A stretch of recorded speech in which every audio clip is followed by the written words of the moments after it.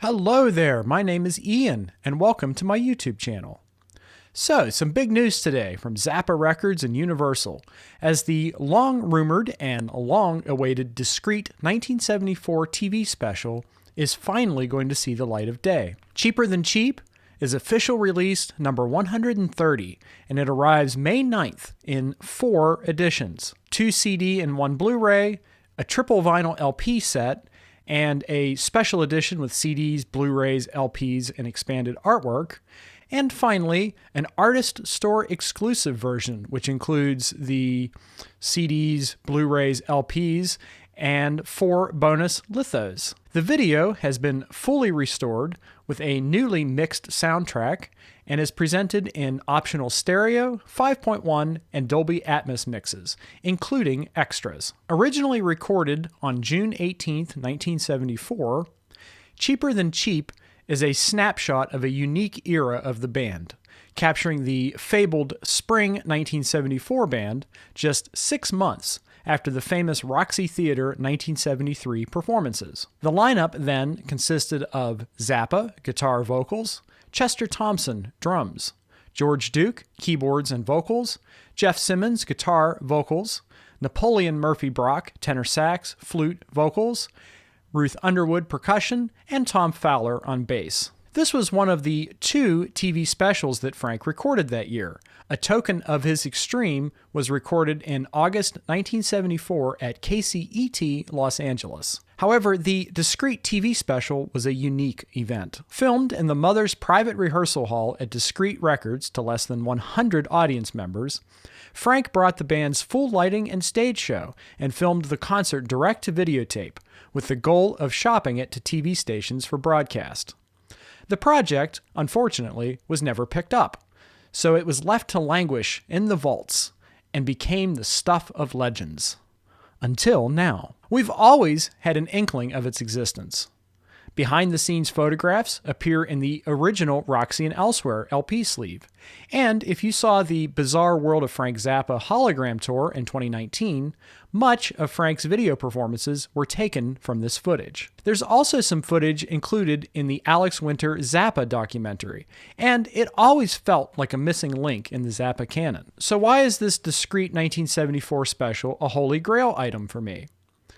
Well, for one thing, this is my favorite live era of Frank Zappa's music. The original Mothers albums are always going to be my favorite studio albums, but as a live entity, nothing beats the late 1973 and spring and fall 1974 bands to me. At this point, the rhythm section, now consisting of Tom Fowler on bass and Chester Thompson on drums, had been liberated from the rigidity of the original Mothers lineup and could groove and flow naturally with Frank's legendarily unpredictable guitar playing style. This band also had some of Frank's best and most memorable characters. Napoleon Murphy Brock and George Duke make something of a musical comedy duo, on par with a Flo and Eddie, but more musically accomplished in the long run. Aside from being incredible players, these two shared a brain and could make me laugh like none other. Also, this was prime Ruth Underwood. Ruth was maybe my favorite member of the Mothers of all time. She's an astonishing percussionist who seemed to be a natural fit for Frank's zany complexity as well as his unique melodic sense.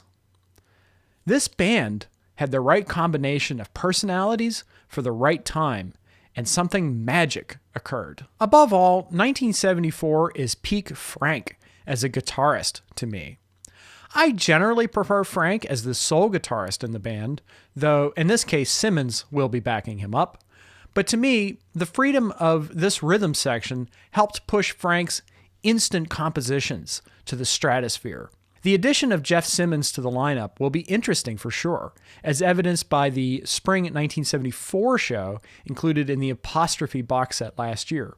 And it'll be great to have a rare, extremely high-quality performance with him in tow. As far as the setlist goes, we are in for a real treat. The usual 1974 suspects are here: Dog Meat, Cosmic Debris, Redunzel, Inca Roads, Dupree's Paradise, Penguin in Bondage, to name a few. In the second part of the concert, we get a little taste of the Mother's 10th anniversary show set list. rarely performed early songs like I'm Not Satisfied, Wowie Zowie, How Could I Be Such a Fool?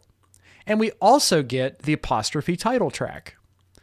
That was, of course, previously released as part of the Alex Winter documentary soundtrack, but I'm thrilled to finally have it here complete with the rest of the performance. I'll also be super curious to hear this version of I Don't Even Care. Zappa scholars will know this song didn't come out until FZ Meets the Mothers of Prevention in 1985, and it'll be interesting to hear what this early version sounds like. Most of all, I'm just thrilled to have more prime-era Zappa video footage. Roxy the Movie is a fantastic video document from December of 1973, but it also has its problems, such as Napoleon Murphy Brock's Cold, and the horns aren't captured particularly well, in my opinion, and often come out sounding very thin and ill-defined.